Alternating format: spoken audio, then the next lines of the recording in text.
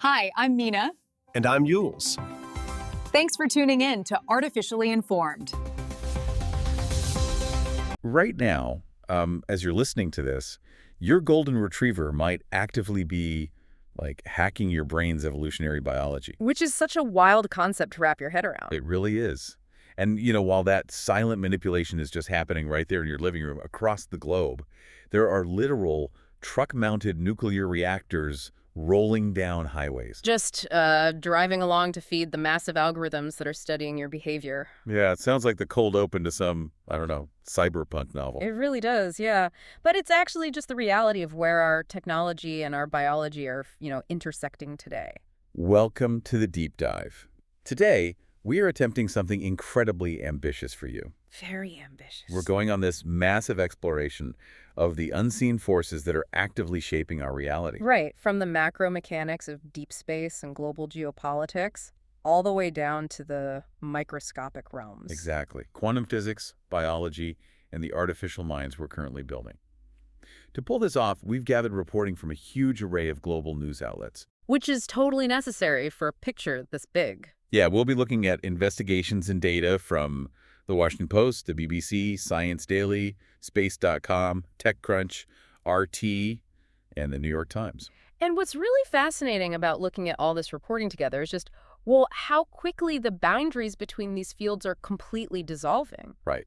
Like, a decision made in a boardroom in California or Beijing, it doesn't just affect the stock market anymore. No, it's way bigger than that. It directly impacts the molecular biology of a patient in a hospital or, the physics of how we operate up in orbit. Well, here's where it gets really interesting, because to understand what's happening on Earth, we actually need to start by looking up. Literally looking up. Yeah, humanity's footprint is expanding, but as we push our way into the cosmos, we aren't leaving our baggage behind. Not at all. We're packing our earthly habits, our heavy industries, and our geopolitical conflicts right alongside us in the cargo hold. But let's start with the wonder, though. The search for ancient life on Mars. Oh, the data coming back from the rovers right now is just spectacular. It is. Science Daily reported that NASA, the National Aeronautics and Space Administration, has discovered complex organic molecules in the Gale crater. Using the Curiosity rover. Right. Exactly. And the report specifically names these molecules decane and undecane. And meanwhile, you've got the Perseverance rover exploring ancient rock signatures over in the Jezero crater. Right. Two completely different environments. Yeah, I have to admit, when I see the phrase organic molecules, my brain immediately goes to, like, little green microbes. Sure. I mean, that's what science fiction has trained us to do. But I was reading deeper into the chemistry, and it seems like finding decane isn't exactly a smoking gun for life at all. It's just a heavy carbon chain, right? Yeah, that's the really critical distinction here. In organic chemistry, the word organic just means a molecule contains carbon. Okay. So decane and undecane, they're alkanes, which basically just means they are relatively long chains of carbon and hydrogen atoms. Got it. The catch is that these chains can actually form through entirely abiotic, non-living geological processes. Really? Like what? Well, like volcanic activity, or even just water reacting with certain types of minerals deep underground. That can synthesize alkanes completely without life. So the rover might just be, like, driving over the Martian equivalent of a chemical spill from a volcano a billion years ago. It absolutely could be. However, the reason astrobiologists get so incredibly excited about this is that here on Earth, long-chain hydrocarbons like decane are incredibly common biomarkers. So they are related to life here. Very much so. They are frequently the degraded, leftover remnants of actual biological matter, like kerogen that has just broken down over millions of years. Oh, wow.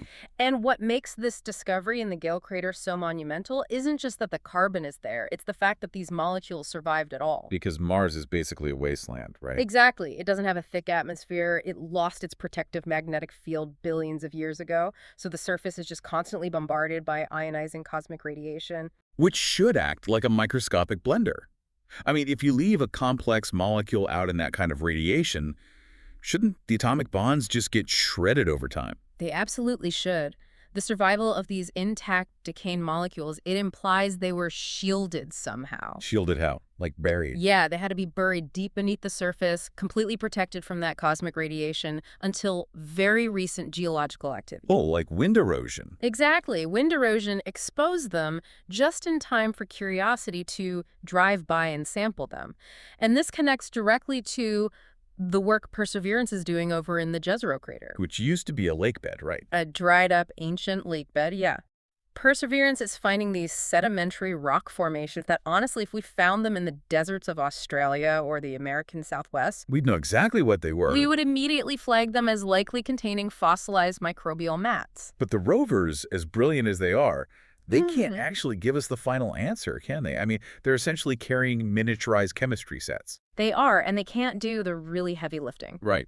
A rover's onboard mass spectrometer is a total marvel of engineering, but it simply doesn't have the resolution of a room-sized instrument in a laboratory back on Earth. So we can't be sure yet. No. If we want to know if that decaying was made by a volcano or a microbe, we need to analyze its isotopic ratios. What does that mean exactly? Well, biological processes tend to favor lighter isotopes, like taking carbon-12 over carbon-13. Oh, so life is picky. Exactly. If we see a specific fractionation, a specific ratio of those isotopes, that is the smoking gun for life. But to measure that, we absolutely have to bring the dirt back. Right, which is the whole point of the Mars sample return mission. It's the holy grail of astrobiology. We need to get those rocks out of Jezero and back into our most advanced labs. It really makes you realize how painstaking this archaeology of another planet is. But, you know, while we're analyzing microscopic dirt on Mars, we're also actively dropping massive, very visible artifacts all over our own planet. Yeah, we really are. The Space.com reporting featured this incredible image of the Artemis II heat shield. This is from the recent crewed lunar flyby. A historic mission. And the photograph shows this massive charred piece of bleeding-edge aerospace engineering just resting on the bottom of the Pacific Ocean, looking exactly like a sunken Spanish galleon. It's a surreal image. It's wild to think we're generating history so fast that our most advanced technology becomes an archaeological relic the literal moment it hits the water. Well, the physical toll of orbital mechanics is just brutal. When a spacecraft returns from the moon, it hits the Earth's atmosphere at roughly 25,000 miles per hour. That is unfathomable speed. The kinetic energy is immense, and the heat shield has to dissipate all of it through ablation. Which means burning away. Literally burning and flaking away to carry the heat away from the crew cabin. It is designed to be a sacrificial component. Once it does its job, it's jettisoned. And it sinks. Right. We are leaving a very distinct stratigraphic layer of human ambition on this planet and off it. I mean, we've got descent stages sitting perfectly still in the vacuum on the moon and discarded heat shields sinking into the silt of our oceans. And as our heavy metal sinks into the ocean, the sky itself is putting on these ethereal, almost ghostly displays. The celestial events recently have been amazing. Yeah, we have reporting on Comet Pan-STARRS, which is currently making its approach toward Earth, and astronomers have watched it basically switch on a rare second tail. Which doesn't happen often. And at the exact same time, observers in Norway captured a 3-hour pulsating northern lights display. Now, the comet tail fascinated me. Oh, it's beautiful physics. Usually we think of a comet's tail as just the ice melting off the rock as it gets near the sun, right? Like leaving a trail of dust. Yeah. But this second tail isn't dust at all, is it? No, it's an ion tail. Okay, what is that? So as the comet gets closer to the inner solar system, the intense ultraviolet radiation from the sun literally strips electrons away from the gases surrounding the comet's nucleus. So it's ionizing them. Yes, ionizing them and creating a plasma. Now, the sun is constantly blasting out a stream of charged particles called the solar wind. Right, the solar wind. And that solar wind interacts magnetically with the comet's ionized gas, catching it and blowing it straight outward. So it behaves differently than the dust. Entirely differently. The dust tail curves along the comet's orbital path, kind of trailing behind it in an arc. But this second ion tail always points directly away from the sun, regardless of which way the comet is moving. That is so cool. It's like the sun is blowing a glowing radioactive windsock across the solar system. That's a perfect analogy, actually. And that exact same solar wind is what's causing the 3-hour auroras over Norway? Exactly the same mechanism, just hitting a different target. Us. Right. When that solar wind hits Earth, our planet's magnetic field acts as a shield, deflecting most of it. But some of those charged particles get funneled down along the magnetic field lines toward the north and south poles. And then they hit the atmosphere. They slam right into oxygen and nitrogen molecules in our upper atmosphere. This excites those molecules, forcing them to release energy in the form of photons. Which is the light we see. Exactly. And a 3-hour pulsating display, well, that means our magnetosphere was sustaining a prolonged, complex bombardment of solar energy. It's a striking reminder of how violent and energetic our local neighborhood is. And, one of the Space.com pieces actually included a guide on sidewalk stargazing. I love that piece. It's this great concept for you listeners that even if you're in a heavily light-polluted city, like Tokyo or New York, you don't need to drive 3 hours into the wilderness to see this environment. You really don't. You can learn to spot the brighter planets like Jupiter and Venus or major constellations right from your street corner. It's a beautiful way to reconnect with that macro scale. It centers you, yeah. But, and this is where the news takes a very sharp turn today, when we look up from the sidewalk right now, we aren't just seeing ancient starlight anymore. No, the view is changing fast. We're seeing our own industrial infrastructure moving in real time. The commercialization of low Earth orbit, or LEO, is just exploding. We have absolutely crossed a threshold here. Space is no longer the exclusive, prestige-driven domain of national governments. Corporate now. It is a commercial supply chain. The numbers from the reporting really hammer this home. Like, SpaceX just completed its 50th mission of the year, dumping 25 Starlink satellites into orbit in a single go. A routine Tuesday for them at this point. Yeah, and meanwhile, the United Launch Alliance, ULA, they just tied their record for their heaviest payload ever. They launched 29 Amazon LEO satellites on an Atlas V rocket from Cape Canaveral in Florida. Just massive amounts of hardware going up. We are throwing thousands of these things up there. And I get the goal, right? Global low-latency internet without having to lay billions of dollars of fiber optic cable across oceans. The economic incentive is huge. But my immediate thought is orbital crowding. I mean, is low Earth orbit just going to become a celestial traffic jam? That is the paramount concern for aerospace engineers right now. Low Earth orbit is a finite resource. Because there's only so much room. Exactly. It's a specific band of altitudes. Every new satellite added to that band exponentially increases the probability of a conjunction. A conjunction meaning a crash. Well, a close pass, which risks a crash. And if two objects collide up there, they're moving at roughly 17,000 miles per hour. Oh my God. They don't just dent each other's bumpers, they shatter into thousands of pieces of hypervelocity shrapnel. Which brings us to the Kessler syndrome. Yes. Donald Kessler proposed this scenario back in the late 1970s. It's a runaway chain reaction. How does it start? A single collision creates a cloud of debris. That debris spreads out, hitting other satellites, creating more debris, until a specific orbital altitude becomes a lethal, impenetrable shell of flying metal. Rendering it useless. Completely unusable for generations. You wouldn't be able to fly through it. With companies launching these mega constellations of thousands of satellites, the margins for error are shrinking to essentially zero. So who's driving them? Well, we are relying heavily on automated collision avoidance algorithms to keep the orbital highways clear because human controllers just can't react fast enough. And if we're industrializing space and crowding it like that, history tells us we're eventually going to fight over it. Unfortunately, that's the human pattern. There is a deeply unsettling analysis from Space.com predicting that cislunar space, which is the vast area between the Earth and the Moon, could become the next Strait of Hormuz. A heavily contested strategic choke point. Now, I have to push back here. Space is massive. I mean, truly incomprehensibly vast. How can you have a choke point in an empty void? We have the Outer Space Treaty. Is cislunar space really destined to just be another geopolitical battlefield, or is there a chance international treaties can keep it neutral? If we connect this to the bigger picture, to understand why cislunar space is a choke point, you have to completely discard the idea that space is just an empty void. Okay, so what is it? It isn't an empty void. From the perspective of physics, space is a topographical map of gravity wells. Moving mass from one point to another requires energy, and in space, energy is rocket fuel. Right. Within the cislunar environment, there are these highly specific locations called Lagrange points. Lagrange points? Yes. These are areas where the gravitational pull of the Earth and the Moon perfectly balance the centripetal force required for a small object to move with them. So they're basically like gravitational parking spots. That's a perfect way to visualize it. You can leave a satellite or a space station there, and it doesn't have to constantly burn fuel to maintain its position. Exactly. L1 and L2 are the most critical of these points. If a nation controls those parking spots, they control the deep space staging grounds. The ultimate high ground. The absolute ultimate high ground.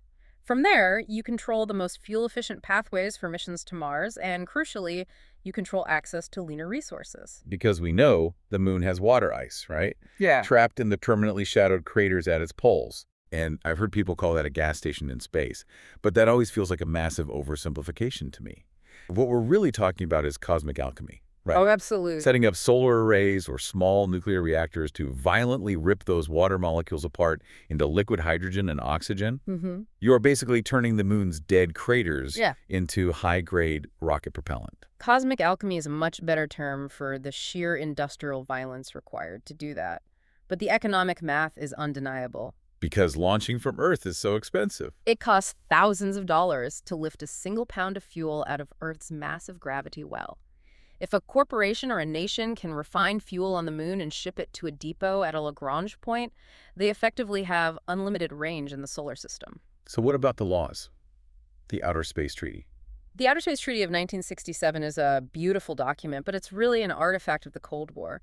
It prohibits placing nuclear weapons in orbit, sure, and says no nation can claim sovereignty over the moon, but it is incredibly vague on the commercial extraction of resources. Oh, loophole. A massive one.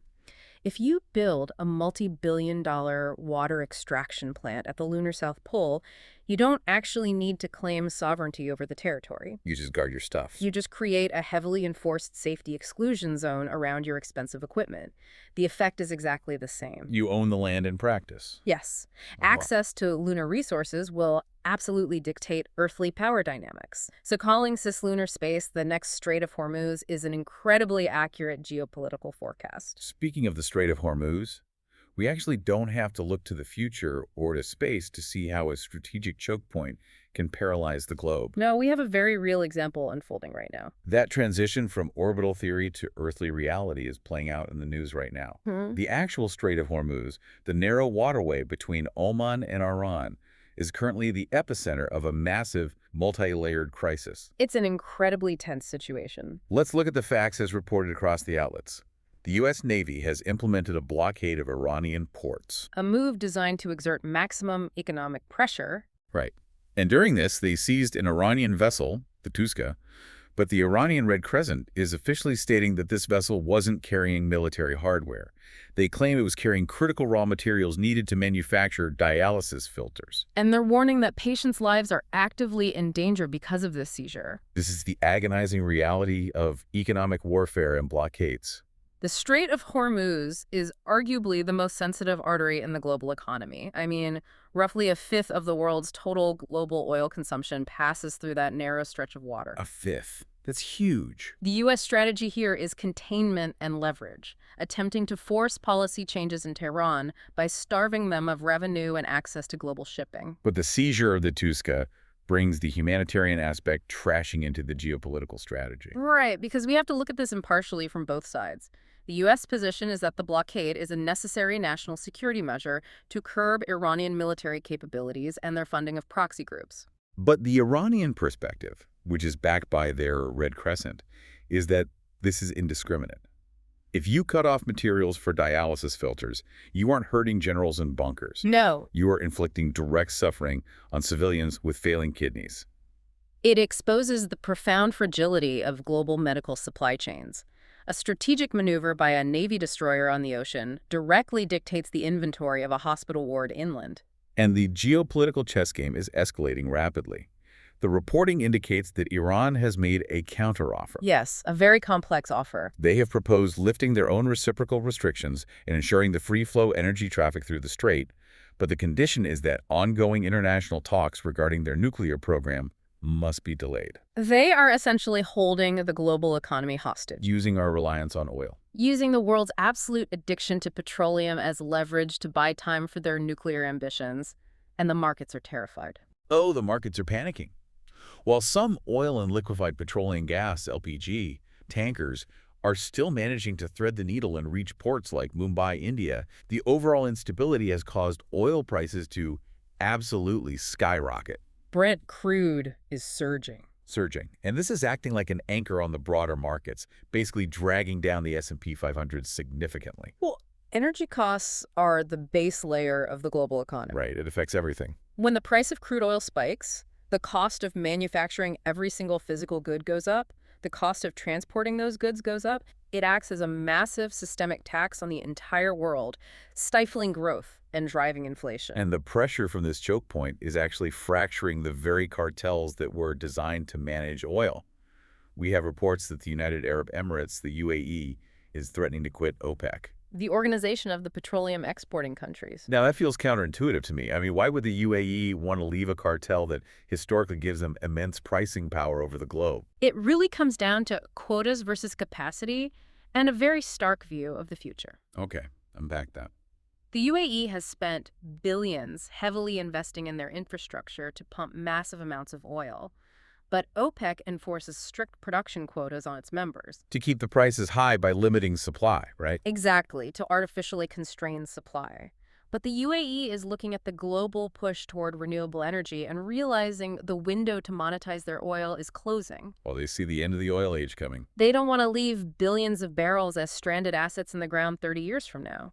By quitting OPEC, they could abandon the quotas, pump at their maximum capacity, and sell as much as possible right now while the price is artificially inflated by the crisis in Hormuz. Wow, cashing in while they can. But doing so would shatter the unity of OPEC and potentially trigger a massive internal price war among all the major oil producers. It's a literal race against the clock for them.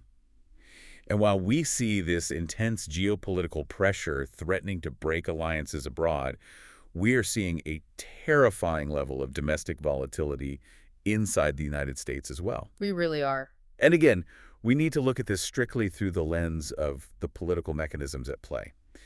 The BBC and the Washington Post are reporting on a shocking incident at the White House Correspondents' Dinner. A major security event. A suspect, identified as Cole Thomas Allen, has been charged with attempting to assassinate the current U.S. President Donald Trump.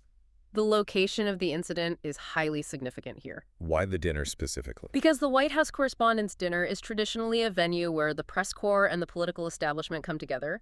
It's meant to be an evening of self-deprecating humor and political satire. Right, they literally roast each other. Exactly. So for an attempted assassination to occur in that specific environment, it indicates not only a massive failure in perimeter security, but also a complete breakdown of the social guardrails that normally separate political theater from actual physical violence. The reporting explicitly mentioned that authorities believe the suspect was propelled by, quote, outrage.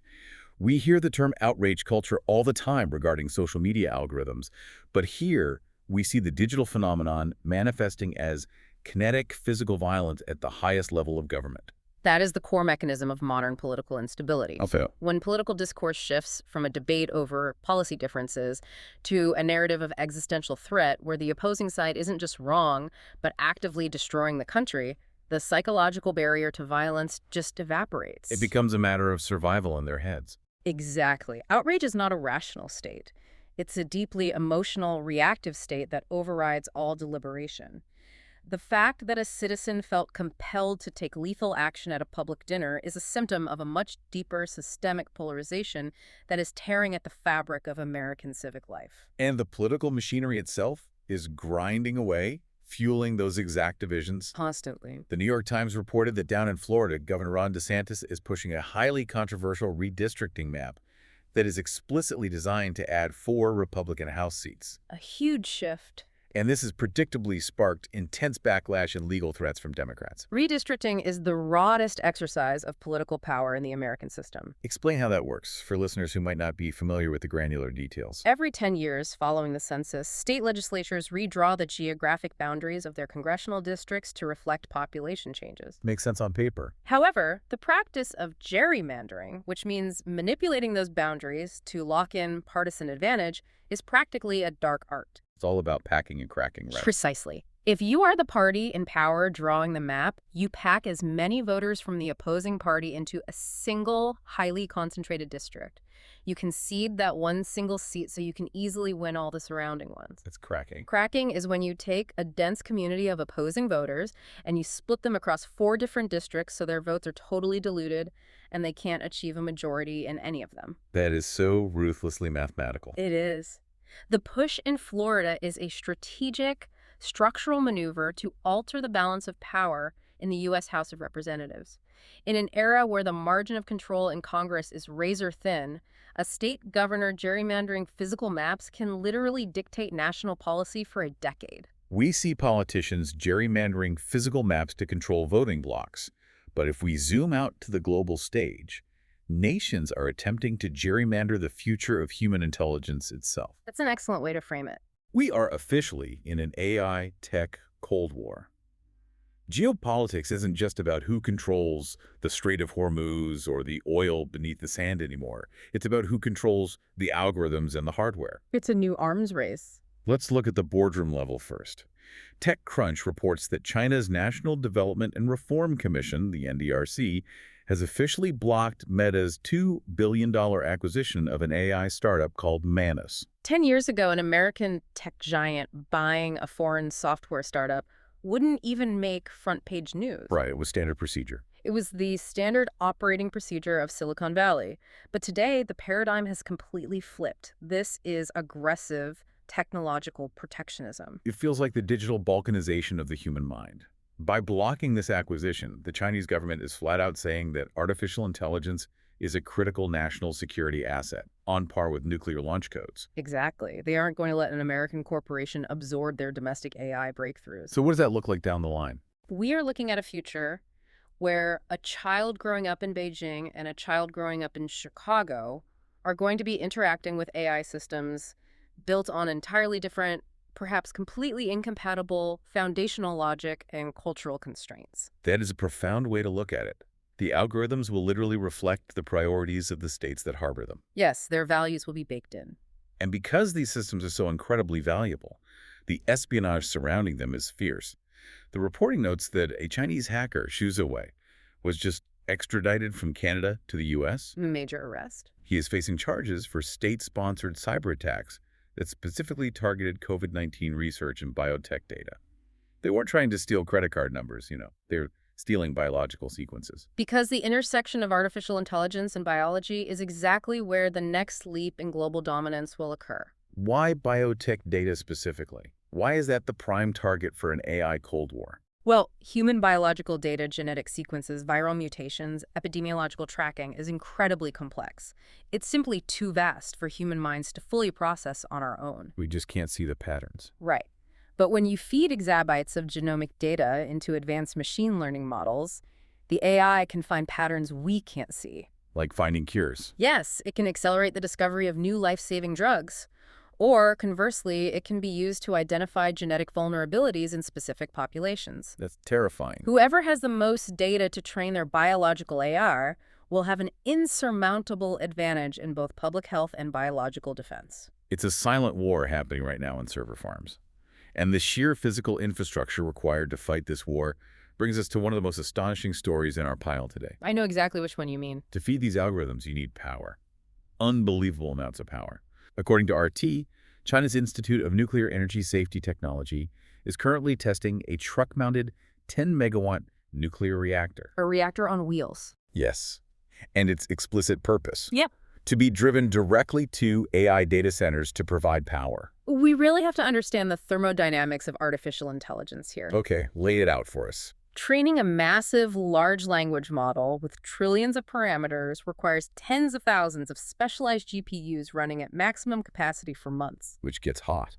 These chips generate immense heat and require massive amounts of electricity, not just for the computation itself, but for the cooling systems required to keep the servers from literally melting. I try to picture these modern AI data centers not as buildings, but as these massive, energy-hungry digital dragons. That's apt. You can't just plug a dragon into the municipal power grid. It will black out the entire city. Yeah. And now the energy demands are so extreme that nations are literally putting nuclear fission reactors on 18-wheelers just to drive the power source directly to the dragon's cave. It is both awe-inspiring and slightly terrifying. It really is. But while nations are deploying mobile nuclear reactors, it feels like the Western tech world is entirely obsessed with billionaire courtroom drama. The corporate theater is certainly loud right now. Extremely loud.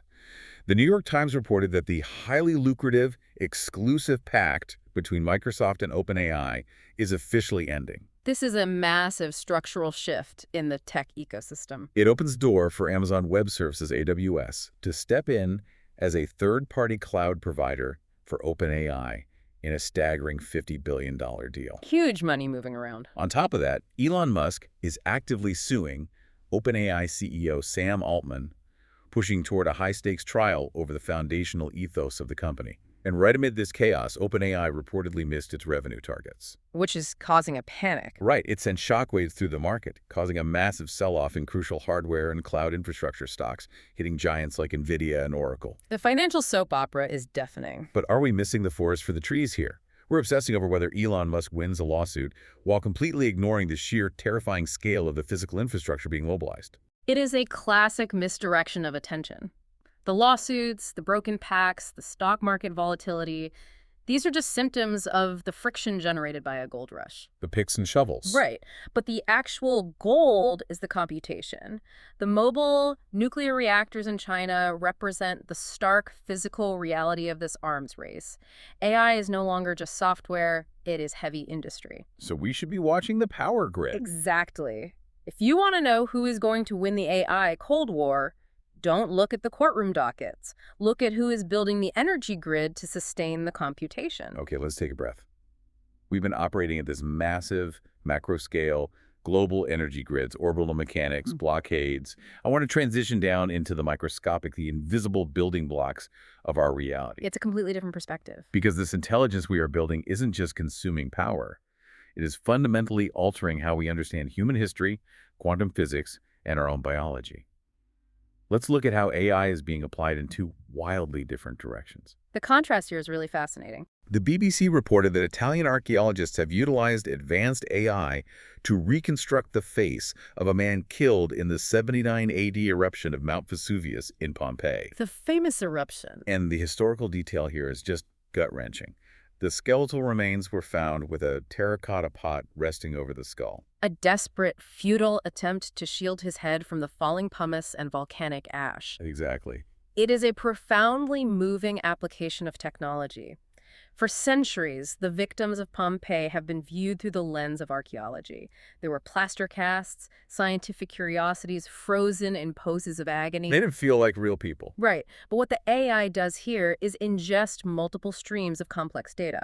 The photogrammetry of the skull, isotopic analysis of the bones to determine diet and geographical origin, and vast databases of human facial anatomy. And it puts all that together. It processes all of that to generate a remarkably high-fidelity reconstruction of his face. It strips away the abstraction of time. You're not looking at a historical artifact anymore. You are making eye contact with a man who died in terror 2,000 years ago. AI acts as an empathy engine here. But then we flip the coin, and we see AI being designed to be as alien to the human experience as physically possible. A total 180-degree shift. TechCrunch reported that David Silver, a former researcher at DeepMind, has just raised $1.1 billion for a new AI lab called Ineffable Intelligence. $1 billion is serious backing. And their stated mission is to build AI systems that learn entirely without human data.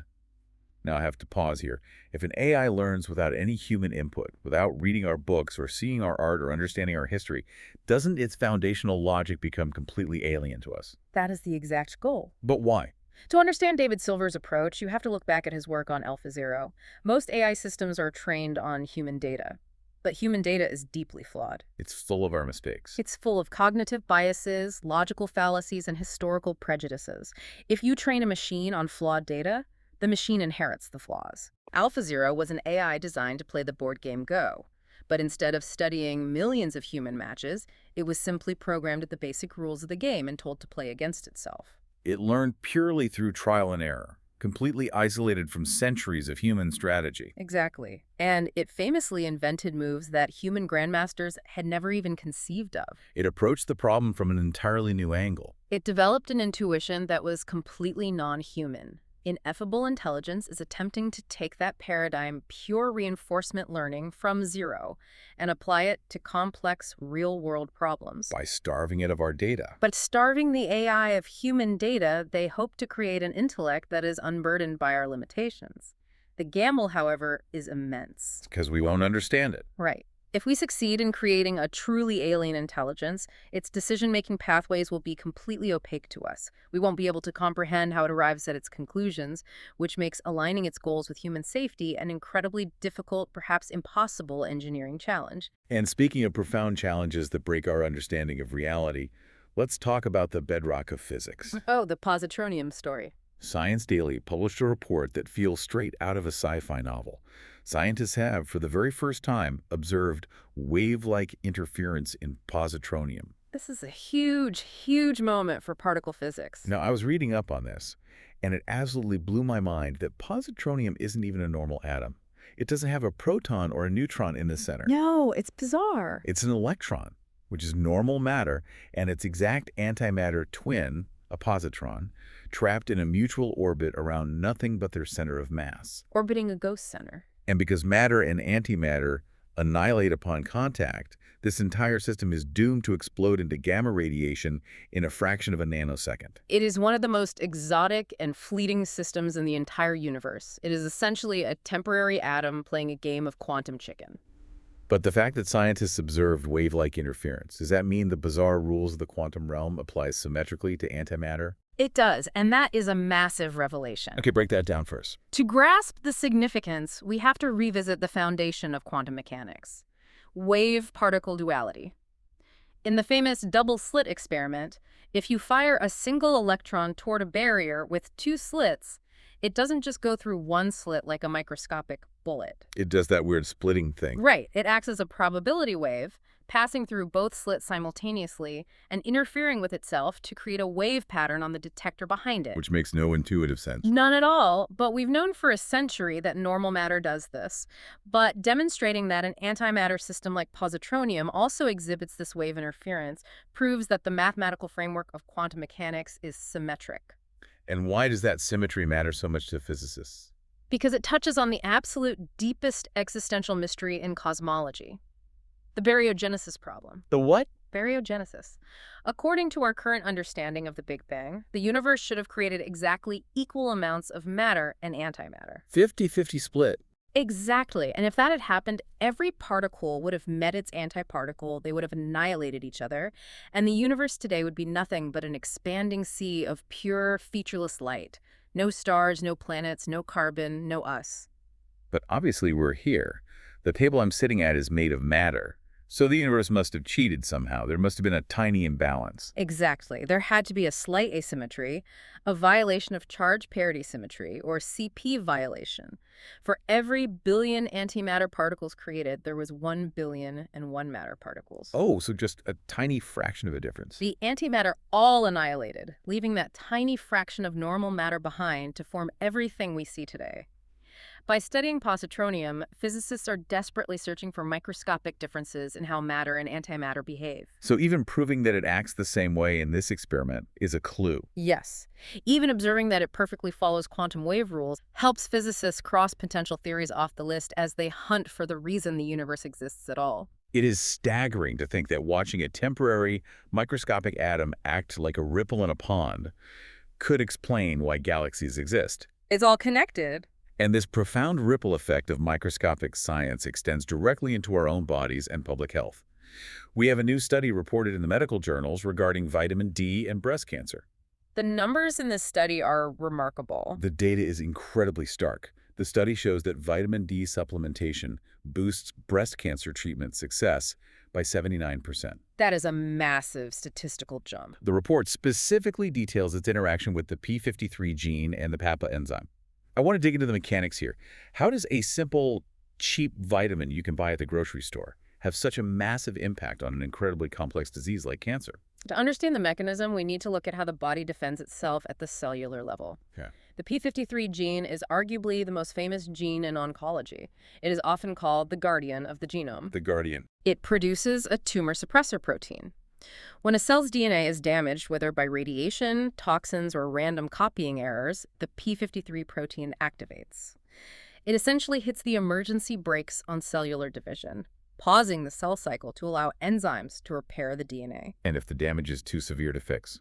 If the damage is irreparable, p53 initiates a process called apoptosis. Programmed cell death. Programmed cell death, exactly. It commands the mutated cell to self-destruct before it can multiply and form a tumor.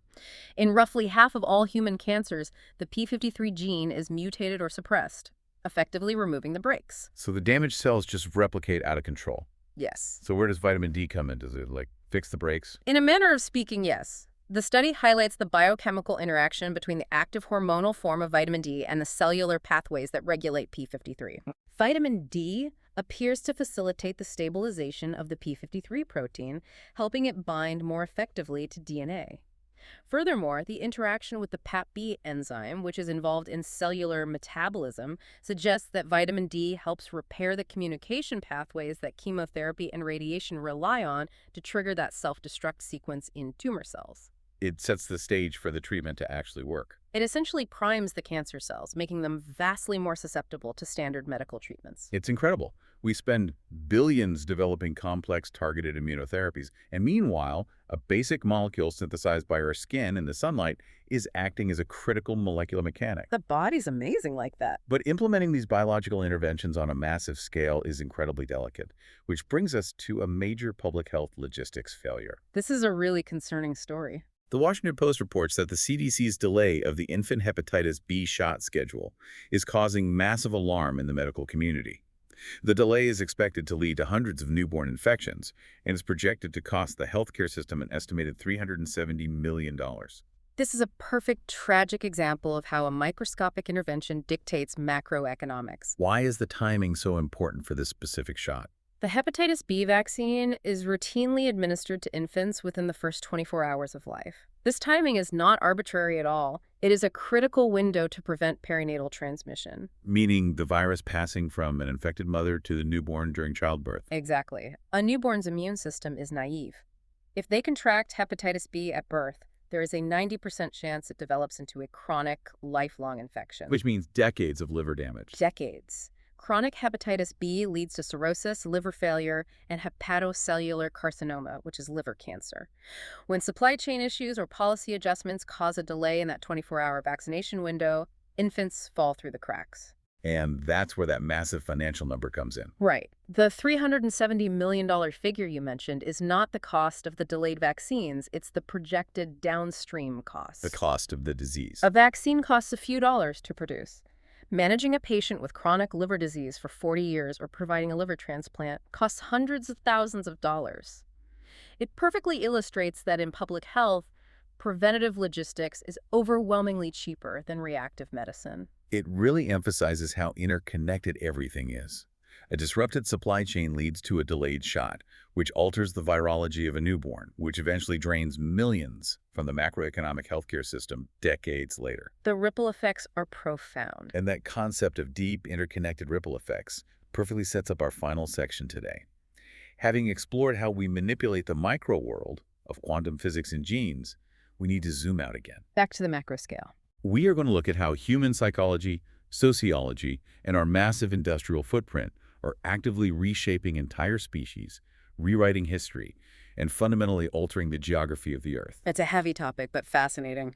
Let's start with a story from Popular Mechanics that sounds adorable, but is actually a stunning example of evolutionary manipulation. The pet evolution piece. Yeah. The reporting details how our domestic pets, specifically dogs and cats, are literally evolving to look more like human babies. This phenomenon is driven by the baby stima, which refers to features like large eyes, round faces, and short muzzles. When we look at these features, it triggers a deep, nurturing response in our brains. It is a remarkable real-time demonstration of an evolutionary selection pressure where the environment doing the selecting is human psychology. So what does this all mean? This is where I have to ask, are we essentially playing God with our biology? Because it seems like we are taking wolves and wildcats and actively breeding them into infantilized versions of themselves just to satisfy our own brain chemistry. From an evolutionary biology standpoint, that is exactly what is happening. Really? Yes. The concept of the baby schema, or Kindchen schema, was first identified by the pioneering ethologist Konrad Lorenz in the mid-20th century. He observed that certain infantile physical traits act as innate releasing mechanisms for caregiving behaviors in humans. We're programmed to care for babies. It is a hardwired evolutionary adaptation. Humans have highly dependent offspring that take years to mature. We must find them cute, so we are compelled to protect and feed them. But our pets have essentially hacked that system. Precisely. Or rather, we have selectively bred them to hack it. When a dog exhibits neotenic features, which are juvenile traits that persist into adulthood, our brains process their faces using the exact same neural pathways we use to process human infants. And we just melt. We respond with a surge of oxytocin, we shower them with affection, we feed them, and, crucially, we ensure they reproduce. The human preference for cuteness has become the primary mechanism of natural selection for these species. The dogs with the biggest, saddest eyes and the flattest faces get the most Instagram likes, which means they get bred more.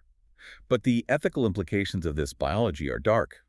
Popular mechanics highlights that we are breeding for aesthetics at the expense of functionality. It is a profound biological compromise. They're literally suffering to look cute to us. The breeds that most heavily exemplify the baby schema are often brachycephalic. Think of pugs, French bulldogs, or Persian cats. By selectively breeding to flatten their skulls and shorten their snouts to make them look more human, we have drastically compromised their respiratory systems. They can't breathe properly. They suffer from chronic airway obstruction, severe dental crowding, and an inability to pant effectively, making them highly susceptible to heat stroke. We are actively deforming their physical architecture to soothe our own psychological hardwiring. That is so dark when you really think about it. It's a textbook example of how human bias literally rewrites the DNA of the environment around us. And our biases don't just shape biology. They deeply affect how we interpret our own history. We've always loved a simple narrative. Let's look at the collapse of the classic Maya civilization. A classic historical mystery. For decades, the elegant, widely accepted theory taught in schools was that a massive, prolonged drought wiped them out.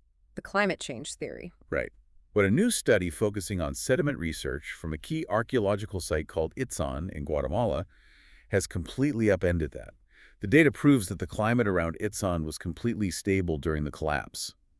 Instead of a weather event, researchers are pointing to a complex socio-political collapse of interconnected city-states. It forces a complete reevaluation of how we view ancient societies. How so? For a long time, historical analysis sought singular, monolithic explanations for civilizational collapse. It's easier to blame a drought, a sudden volcanic eruption, or a singular invading army. But human societies, particularly advanced ones like the classic Maya, do not operate in isolation. Right. They weren't just disparate villages in the jungle. They were a vast, highly sophisticated network. It makes me think of modern global supply chain failure. Oh, the parallels are striking. You can have a thriving, perfectly healthy city in one region, but if a drought hits an agricultural hub hundreds of miles away, the resulting economic panic, the disruption of trade routes, and the mass migration of refugees can completely destabilize the healthy city. Your analogy is entirely accurate. The Maya were a web of highly interdependent city-states engaged in extensive agricultural trade, complex political alliances, and ritualized warfare. So if one falls. Network theory teaches us that highly optimized, interconnected systems are efficient, but they're also incredibly vulnerable to cascading failures. If a localized drought hit a peripheral region of the Maya Empire, the crops would fail, leading to famine. Which cascades? That localized famine disrupts trade, causing economic instability in neighboring cities. That economic strain leads to a loss of faith in the ruling elite, sparking political unrest and warfare. And then the refugees start moving. Exactly. An influx of desperate migrants into a stable city like Itzan would overwhelm its agricultural carrying capacity and its political structures. The city collapses under the socioeconomic strain, despite its local climate remaining perfectly hospitable. Wow. The Maya didn't collapse because the sky stopped raining everywhere at once. They collapsed because their social network became too fragile to absorb regional shocks. It is a profound historical lesson that is deeply relevant to our own hyper-globalized, deeply interconnected modern civilization. It absolutely is. That brings a certain chill to the room, especially when we look at the shocks our modern civilization is currently generating. The final grouping of reporting we have today focuses on the climate toll and the hidden geographies of our industrial footprint. The physical impact we leave behind. And the scale of these impacts is staggering. We have data indicating that Antarctica's deep ocean has been steadily heating up over the past 2 decades.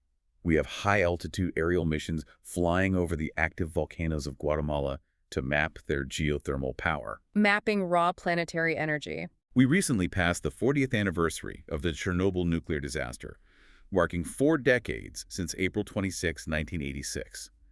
And in a piece of investigative journalism that reads like a thriller, the New York Times reveals that the United States and Canadian mints have been inadvertently sourcing gold from the Clan del Golfo cartel in Colombia, routed through a legitimate refiner in Texas. While these stories cover oceanography, geology, nuclear physics, and international crime, they are united by a single theme.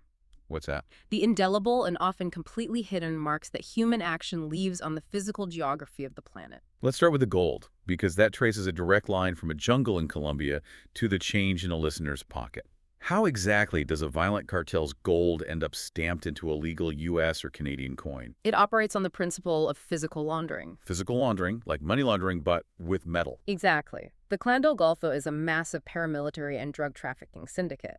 But they diversify their revenue through illegal, unregulated gold mining deep in the Colombian rainforest. And that mining is destructive. Right. These operations are environmentally devastating.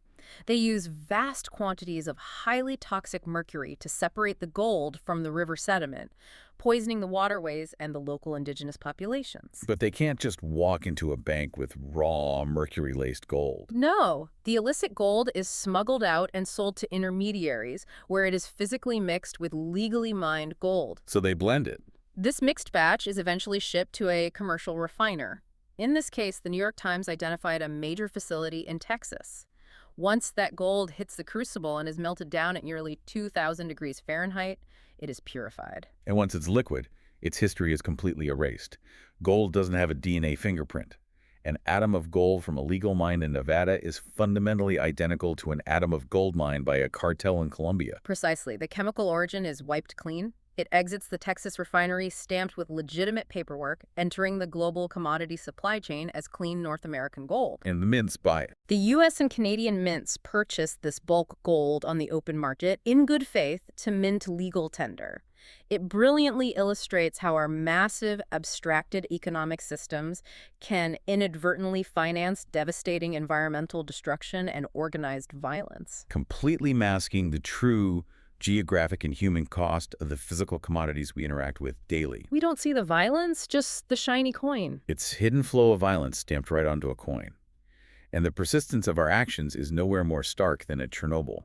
40 years later, the exclusion zone in Ukraine is still an irradiated monument to human error. Chernobyl serves as a stark contrast to the natural forces we observe. You mentioned the aerial surveys of the Guatemalan volcanoes earlier. Right. Volcanism is the raw tectonic power of the Earth reshaping itself over millions of years.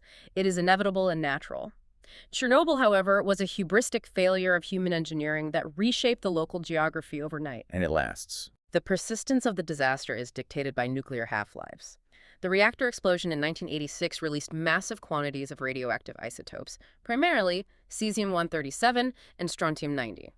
Both of which have half-lives of roughly 30 years, right? Correct. Which means 40 years later, slightly less than half of the original radioactive material is still present in the soil, the trees, and the wildlife. Still there. It has permanently altered the ecology of the region, creating a bizarre, involuntary wildlife preserve where human habitation is impossible, but animals thrive despite the radiation. It is a geographic scar that will easily outlast the nation that built the reactor. And while Chernobyl is a highly visible, localized scar, there is an invisible, slow-moving shift happening that will affect every single coastline on Earth. The data on the Antarctic deep ocean heating is terrifying because it's happening out of sight. It's not a sudden explosion. It's a gradual thermal loading. The heating of the deep Southern Ocean is arguably one of the most critical metrics in climate science. Why is that? The ocean acts as the planet's primary heat sink. It absorbs over 90% of the excess heat trapped by human greenhouse gas emissions. But that heat doesn't just stay on the surface. Massive ocean currents drag that warmer water down into the abyssal depths around Antarctica. And why is warm water deep down so dangerous? For two reasons. First, the global ocean conveyor belt, the thermohaline circulation, is driven by cold, dense, salty water sinking at the poles. If the deep water warms up, it becomes less dense, which threatens to slow down or even stall these massive currents that regulate the entire global climate. And the second reason? Second, and much more immediately, is the physics of thermal expansion. As water warms, the kinetic energy of the water molecules increases, pushing them slightly further apart. Warm water literally takes up more physical volume than cold water. So even if no glaciers melted at all, the sea level would still rise just because the water is getting warmer and swelling? Exactly. It is a slow, silent, and mathematically inevitable geographical shift driven entirely by the carbon footprint of human civilization. The deep ocean is expanding, and it will eventually redraw the coastlines of every continent. It puts the sheer weight of our existence into a staggering perspective. We have covered an unbelievable amount of ground today. We really have. We started by looking at the orbital mechanics of Cislunar space and the violent reality of the blockade in the Strait of Hormuz.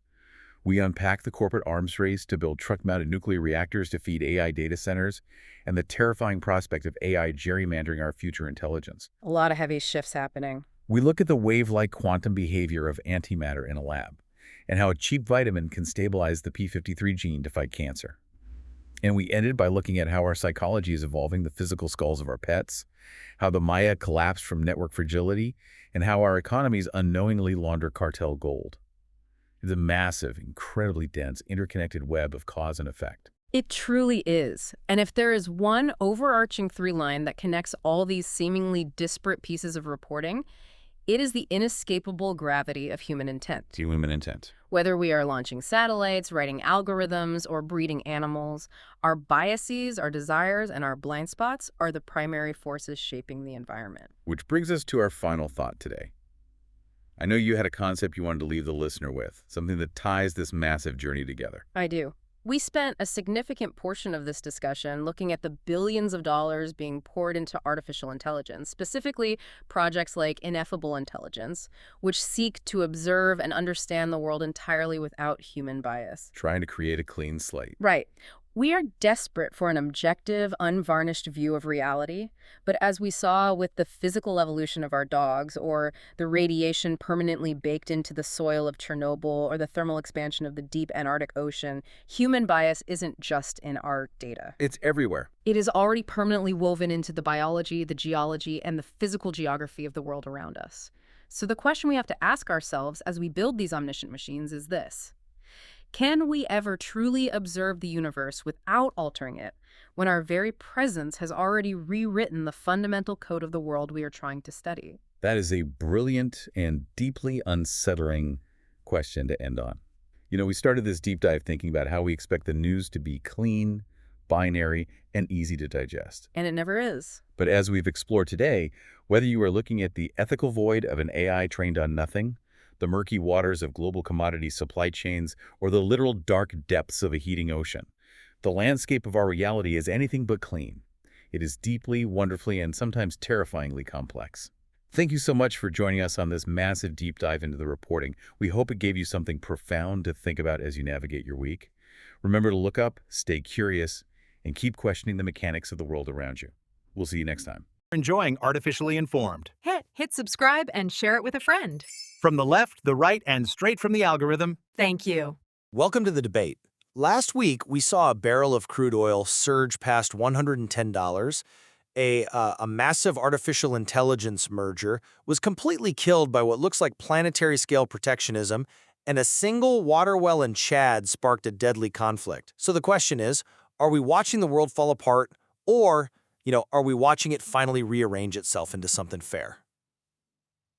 It is kind of the ultimate global Rorschach test, isn't it? I mean, depending on where you stand, this moment is either a terrifying descent into chaos or, well, the agonizing necessary birth of a multipolar world. Yeah, and that is exactly the tension we are unpacking today. So, based entirely on the current world events detailed in our source material, we are analyzing a geopolitical and macroeconomic landscape that is undergoing a profound structural shift. We're seeing intense resource nationalism, the fracturing of legacy alliances, and frankly, borders going up around technology. Right. Everywhere. Exactly. And as I look at this data, I see a dangerous unraveling. I take the perspective that you cannot simply dismantle the interlocking structures of global trade and security without plunging the world into a volatile vacuum. And that is a vacuum currently being filled by rogue actors, profiteers, and extreme market instability. And it's funny because looking at the exact same event, I see the complete opposite. I see a long overdue sovereign recalibration. Because what looks like quote-unquote chaos to the old unipolar powers, which is largely the West, is actually the global South and regional powers legitimately asserting their economic and technological independence. Against an outdated hegemony, you would say. Yes, exactly. Against a system that didn't serve them. We really have to view this transition from a planetary perspective, not just through a localized, Western lens. Well, I appreciate the planetary perspective, I really do, but let's talk about what that actually looks like for the planet right now. Because when the mechanisms of collective security fail, the immediate result is an economic shock that hits everyone, from boardrooms to the grocery store. Sure, but Take the escalating crisis in global shipping and energy, right? Specifically, the stalemate in the Strait of Hormuz. We have Iran utilizing blockade tactics, practically holding the waterway hostage. They're offering manipulative deals to reopen it only if nuclear talks are delayed. which is a bold geopolitical play, absolutely. It is, but look at the guarantor of open sea lanes, the United States. They are proving unable to secure this vital artery, and the mechanism here is straightforward. Without a global underwriter for security, maritime risk premiums just skyrocket. That is exactly why Brent crude oil has surged past $110 a barrel. Okay. The surge in crude is undeniable, but I think we have to ask who the old security architecture was actually serving. You call it collective security, but it was essentially an enforced stability that benefited the enforcers. You really think so? I do. What we are witnessing now is the dismantling of a monopoly. Nations are finally prioritizing their own citizens' economic survival over unipolar dictates. But how does paying $110 for a barrel of oil help any citizen's economic survival? I mean, this instability actively feeds conflict profiteering. BP's profits have more than doubled, entirely off the back of this war-driven volatility. Yeah, So that's a tax on the global consumer. That is not a stabilizing transition. I call it transitional friction. BP doubling its profits is a symptom of the old market structure struggling to price in the new reality of decentralized power. Yes, the risk premiums are high right now, but the solution isn't to force the world back into a rigid unipolar paradigm. Well, what is the solution then? Look at how regional powers are actually responding. On May 1st, the United Arab Emirates is taking the historic step of leaving OPEC and OPEC+. Wait, walk me through the mechanics of that. Because historically, staying in OPEC is how these oil-producing nations exert power on the global stage. Why does leaving the cartel build resilience? Because OPEC+, the extended cartel that historically sets global oil production quotas to artificially manage prices, is a legacy institution. It acts as a restrictive straitjacket for a country like the UAE. Ah, I see. Yeah, the UAE wants to pump its own oil on its own timeline to fund a massive $272 million self-sufficiency plan. So by leaving the cartel, they are reclaiming their autonomy to reinvest in their own domestic transition. They aren't subordinating their economy to a cartel's geopolitical leverage anymore. They are building a lifeboat. And, they aren't the only ones. You're referring to the ASEAN nations? Exactly. We see Southeastern Asian countries actively diversifying their energy mix by purchasing Russian oil at a discount, which directly defies Western sanctions. And why? Because the mechanics of survival demand it. They are securing cheap energy to keep their domestic economies running. Rather than obeying the sanctions. Right. Rather than freezing in the dark to satisfy a sanctions regime they had no voice in creating. And this isn't just a global south phenomenon either. Canada is currently setting up a sovereign wealth fund specifically to hedge against this exact economic volatility. I see why you think that. But let me give you a different perspective. A sovereign wealth fund works by capturing windfall profits from commodities, right? To buffer the domestic market against global inflation. It's a defensive crouch. Well, defense isn't a bad thing. No, but if the global energy market is an insurance pool, what you're describing is the wealthiest, most capable nations pulling their premiums out of the collective pool to self-insure. When everyone builds their own lifeboat, the flagship doesn't just sink peacefully, it collapses and drowns the people who can't afford a lifeboat. That's a dramatic way to frame it. But we see this in the total collapse of maritime rule of law. I mean, we have a Russian superyacht linked to sanctioned oligarchs sailing freely through the Strait of Hormuz, completely mocking the blockade. And when the U.S. Navy retaliated by seizing the Iranian vessel Tosca, it didn't achieve strategic dominance. No, it didn't. It endangered innocent lives because that ship was carrying critical raw materials for dialysis filters. When security becomes this chaotic free-for-all, innocent people become collateral damage. And that is a tragic reality of the Tunguska seizure. Absolutely. But it also perfectly illustrates my point. The unipolar enforcement mechanism, which is the U.S. Navy in this case, wasn't acting as a benevolent global policeman. It was acting unilaterally. To enforce international norms, By endangering dialysis patients to score a geopolitical point. That is exactly why nations want out of that system. True resilience means developing multiple nodes of power so that a single unilateral decision by one superpower doesn't cut off your access to life-saving medical supplies or affordable energy. but this hoarding impulse, this drive to secure local control at the expense of global integration, it isn't just happening with physical barrels of oil or shipping lanes. The exact same impulse is rewriting the map of human progress. Let's look at the shift from physical resource nationalism to technological protectionism. We are siloing the future. I would frame it differently. It isn't hoarding, it's technological sovereignty, which is the absolute next necessary step for global equity. How is fracturing the tech ecosystem equitable? We are watching the world throw up digital walls. I mean, China's National Development and Reform Commission just officially blocked Meta's $2 billion acquisition of the AI startup Manus. Right, and for good reason. But instead of integrating global artificial intelligence research to solve complex planetary problems, we are treating code like a state secret.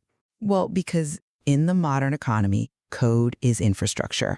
From a planetary perspective, China blocking that acquisition is a rational, legitimate defense against foreign tech monopolies. Think about the mechanics of an acquisition like that. Okay, walk me through it. If Meta buys Manus, the intellectual property, the algorithms, the data pipelines, they all get swallowed whole by a Western conglomerate. The developing world loses the ability to chart its own technological destiny. Isn't China's blocking of Meta essentially the equivalent of antitrust regulation applied on a planetary scale? Antitrust regulation is designed to lower prices, increase access for consumers, and foster innovation. Blocking international acquisitions out of nationalistic paranoia doesn't increase global access. It ensures that AI development becomes a zero-sum arms race. I wouldn't call it paranoia. But it is zero-sum. And frankly, this zero-sum mentality isn't just state versus state. It is rotting the tech ecosystem from the inside out. We see the exact same protectionist, litigious behavior causing deep instability within the United States. You mean the fracturing of the Silicon Valley monopolies? Yes.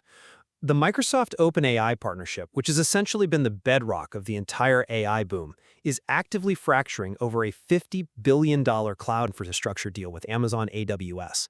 You have Elon Musk taking OpenAI CEO Sam Altman to court in a high-stakes, incredibly petty trial. It is quite the spectacle, yeah. But these aren't just corporate spats. They reveal deep power struggles, where technology is being carved up into hostile litigious silos. When engineering talent is trapped in courtrooms instead of collaborative ecosystems, global innovation velocity stalls entirely. I come at it from a different way. You see a fractured market stalling innovation. But isn't a monoculture vastly more vulnerable to a single point of failure? How so? If every promising tech company on the planet is forced to rely on a single Western monopoly, whether that's Meta's social graph or Microsoft's computing power or AWS's servers, that is a profoundly fragile system. The pressure of this fragmentation is actually forcing healthy adaptation in older markets that had grown complacent. You talking about Europe? Yes, look at Europe. European legacy industries are finally waking up to the multipolar reality. Renault's new Twingo EV is explicitly taking cues from Chinese development speeds and agile engineering processes to remain competitive. They aren't relying on a Western monopoly to save them. They are adapting to a globally competitive environment.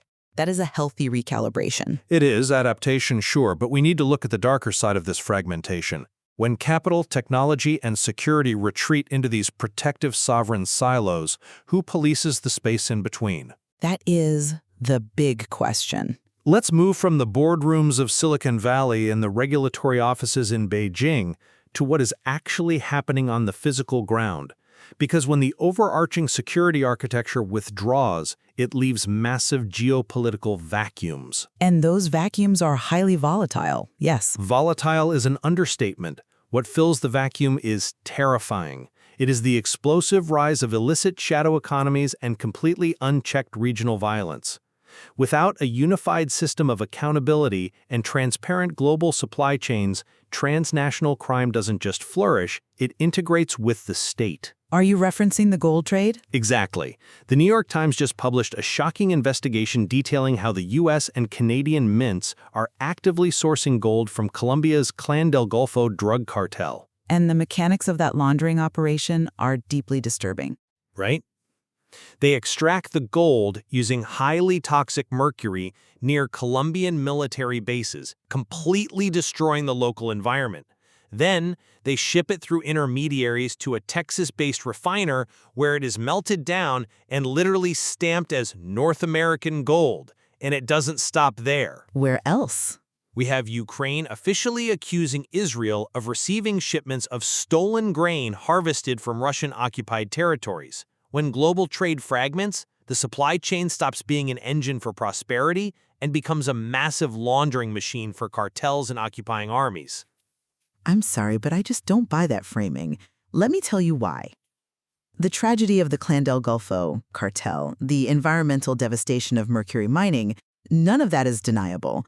But you are presenting this shadow economy as a product of the new multipolar shift. Because it thrives in the vacuum. But help me understand that logic. That gold laundering operation is feeding Western sovereign mints.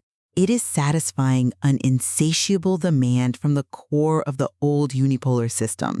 It is a symptom of deep-seated resource inequalities that the unipolar order completely ignored, or worse, actively enabled through willful blindness as long as the commodities kept flowing cheap. Are you saying the violence we are seeing on the ground is just business as usual? I'm saying it is the inherited debt of a system that marginalized entire continents to maintain its own stability. You point to a vacuum, but the global south was never truly safe under unipolar hegemony. Let's look at the profound tragedy in Chad's Wadi Fira province. 42 people died in a brutal conflict between two communities. And what were they fighting over? A single water well. A devastating situation exacerbated by the refugee crisis, yeah. Yes. You have extreme climate conditions colliding with a massive influx of over 900,000 Sudanese refugees fleeing a civil war. Only 44% of rural Chad has access to basic drinking water. The unipolar order, for all its supposed collective security, never solved that. That's true, it didn't. It extracted wealth from Africa, but never built structural resilience. It merely kept the supply chains of the wealthy nations running on time while the global south suffered in silence. The multipolar world is messy right now precisely because it is finally bringing these suppressed conflicts and structural inequalities to the surface. Well, I completely agree that the old system failed places like Chad on a structural level, but the breakdown of the international order is actively pouring gasoline on those fires, not putting them out. Let's look at the absolute collapse of state security in Mali. Okay. We're seeing the real-time consequences of a sovereign junta deciding they don't need the legacy security architecture. They pushed out French and UN forces, claiming sovereign independence, and brought in Russian mercenaries. Which was a disaster. A catastrophic one. Because the mercenaries eventually withdrew, leaving a massive security vacuum. And the result?